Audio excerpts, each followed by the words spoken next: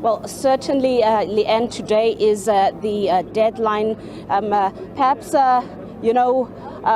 a lot of anxiety from the refugees that have been living here since 2019. We have been building the story since earlier this week just to, capture the mood and take our viewers back to when this actually started. We're just going to give you those shots there. You can see the process has started.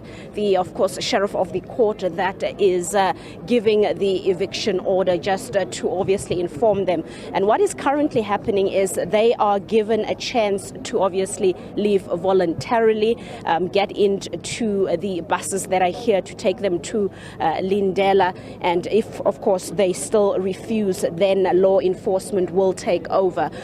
This whole street, you can see, is packed with the law enforcement that is here. A lot of police officers that have been here since 4 o'clock this morning to gear up for this operation. It is a joint operation that is playing out. We have perhaps spotted about 6 police nyalas that are here, water cannons, of course, a lot of emergency services that are also here, social development that is also here with social workers and psychologists to obviously provide psycho services in the event of any crisis that might happen. Also, a lot of ambulances that have been deployed. But before you, Leanne, you can see the structures of the refugees. They remain put. They are not coming out. They are inside. Of course, you would know that the big concern is for the children. One is wondering what will happen, as of course the mothers here have already indicated that they will fight tooth and nail to protect their children. So, of course, that is one of the developments that we are watching with a keen eye, just to see exactly how that will pan out. I'm now joined by Gerard Frimmel from, of course, Tshwane. He is the councillor for Ward 56. Gerard, it's been an unfortunate situation that is playing out here.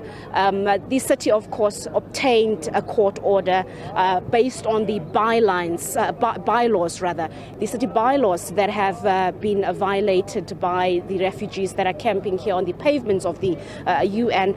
Today is what the city has been hoping for them to be removed? Yes, that's correct. Last year, May, the refugees and asylum seekers left Lindela Repatriation Centre and arrived here and settled outside the UN building. Unfortunately, as you can see, this is not a place to live. There's rats running around, the smell is unbearable, kids are not going to school. It's not a place to live. It also has effect on the surrounding communities. It's terrible to the residents here.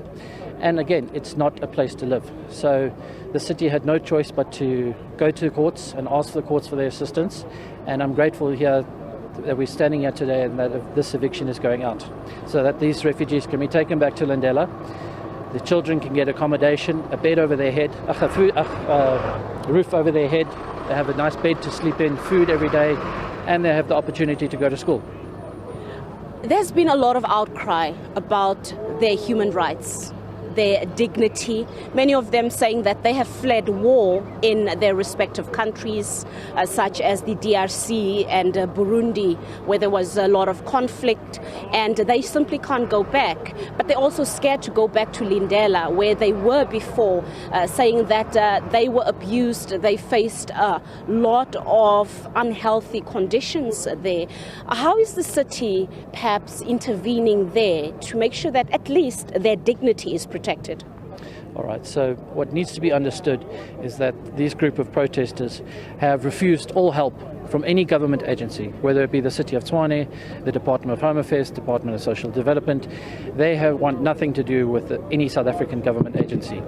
They clearly and only want assistance from the UN, which is for them to give them a letter that allows them to travel the border. This is unfortunately not possible. The UN does not have the power to do this, and so this is where we are. They have unreasonable demands that cannot be met, and unfortunately, this is where we are at the moment. All right, thank you so much, Leanne. Of course, we continue to monitor what is happening here.